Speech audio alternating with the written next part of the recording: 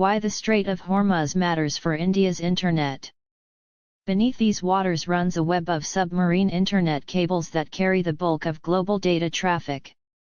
If tensions in the region escalate into deliberate disruption, the impact won't just be higher fuel prices, it could mean a sudden slowdown of the internet itself.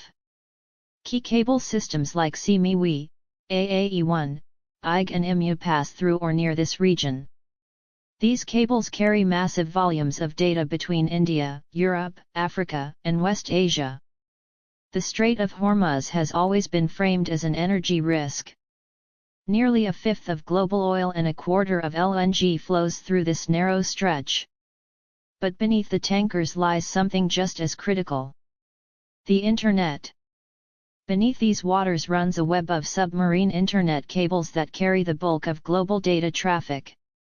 If tensions in the region escalate into deliberate disruption, the impact won't just be higher fuel prices, it could mean a sudden slowdown of the internet itself. Why internet cables matter more than satellites. Despite popular perception, the global internet does not run on satellites. Nearly 95 to 97% of global data, from WhatsApp calls and Netflix streams to banking transactions and military communication, travels through fiber optic cables laid on the ocean floor. These cables connect India to Europe, West Asia, and the rest of the world, forming the backbone of the global digital economy. To be sure, satellites handle only a tiny fraction of traffic. That's what makes the Hormuz region uniquely sensitive. It is not just an energy choke point, but a digital one. Why the Strait of Hormuz is a digital choke point? The waters around the Persian Gulf and Gulf of Oman host some of the world's busiest internet routes, especially the Asia-Europe corridor. A coordinated disruption of even a few of these systems could choke global internet traffic, particularly for countries like India that rely heavily on these routes. Why India is especially vulnerable. India is among the most exposed large economies in such a scenario. A majority of India's international internet bandwidth flows through cables in the Arabian Sea and Gulf region. A disruption near the Strait of Hormuz would directly hit these routes. Latency, the time data takes to travel, could jump sharply if traffic is rerouted via longer Pacific routes. This would impact everything from video calls to enterprise systems.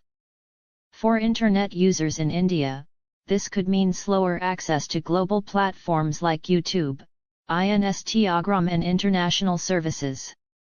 Even if the internet doesn't go down, it could feel significantly slow.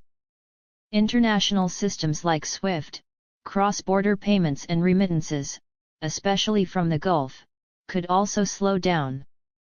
India's $250 billion IT and outsourcing sector also depends on seamless global connectivity.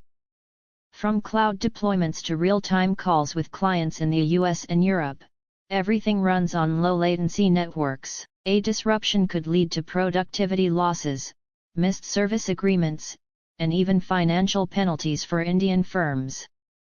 What happens if cables are cut? If cables are damaged, internet traffic is automatically rerouted. But this comes at a cost.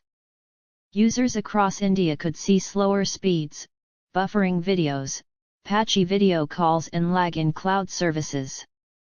Financial systems that depend on fast connectivity, like stock trading, could face disruptions.